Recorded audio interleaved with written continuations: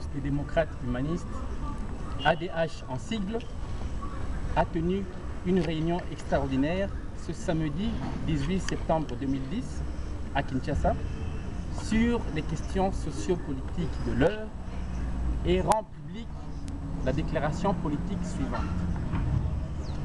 Créée pour rendre la parole au peuple, pour réconcilier les citoyens avec la politique, pour renouveler la classe politique en préparant une relève compétente et patriotique, et surtout pour placer l'humain au centre des politiques publiques, l'Alliance des démocrates humanistes se félicite des adhésions massives venant essentiellement des jeunes, des couches populaires, rurales, des travailleurs et des universitaires.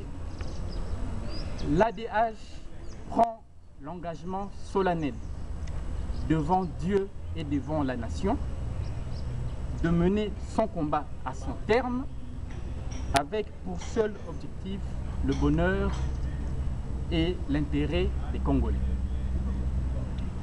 L'ADH invite le peuple congolais à considérer non pas les difficultés actuelles, mais plutôt le chemin parcouru depuis que Joseph Kabila est président de la République démocratique du Congo. L'Alliance des démocrates humanistes rassure le chef de l'État, Joseph Kabila, de son soutien total, car il y a des moments dans la vie d'une nation où l'union fait la force. Pour notre pays, l'heure est à la reconstruction. La reconstruction pour un Congo fort, prospère et plus beau qu'avant.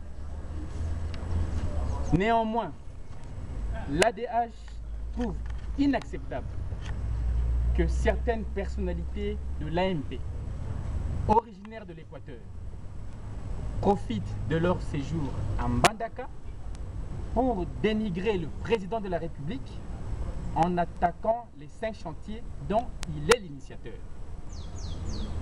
Ces personnes prennent même le risque de déstabiliser le gouverneur de l'Équateur, Jean-Claude Baïndé, autorité morale et leader de l'ADH, avec en plus l'aide des élus de l'opposition. L'ADH lance une mise en garde sévère avec la dernière énergie à toutes ces personnes et se réserve le droit de les dénoncer publiquement. D'ores et déjà, l'ADH appelle le président de la République à rester vigilant. L'Alliance des démocrates humanistes appelle les filles et fils de la RDC en général et de l'Équateur en particulier à s'unir davantage pour mettre en échec toute manipulation politicienne d'où qu'elle vienne. Le comité directeur de l'ADH félicite spécialement les députés provinciaux de l'Équateur acquis au changement. Concernant les violences sexuelles perpétrées à l'est de la République démocratique du Congo, l'ADH, parti humaniste, exhorte le gouvernement de la République à prendre toutes ses responsabilités et à sanctionner sévèrement tous les auteurs de ces crimes odieux, à assurer la prise en charge des victimes et à prendre des mesures pour que de tels actes ne se répètent plus jamais. En outre, l'ADH salue le début d'application de l'article 43 de la Constitution sur la gratuité de l'enseignement primaire dans les établissements publics. L'Alliance des démocrates humanistes recommande que l'aspect obligatoire soit également mis en œuvre pour permettre à tous les enfants de bénéficier de cette mesure. Parti des masses, l'Alliance des démocrates humanistes insiste pour que les élections aient lieu dans les délais constitutionnels et dans un climat apaisé de transparence et de responsabilité.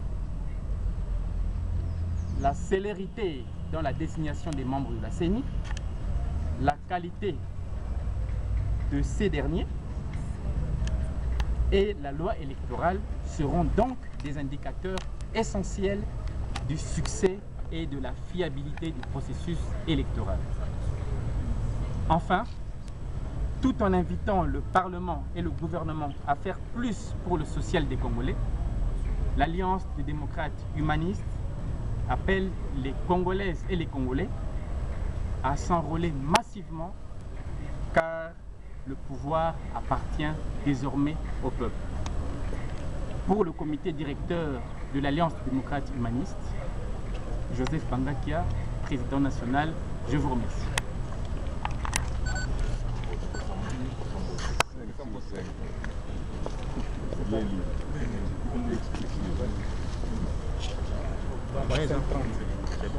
Des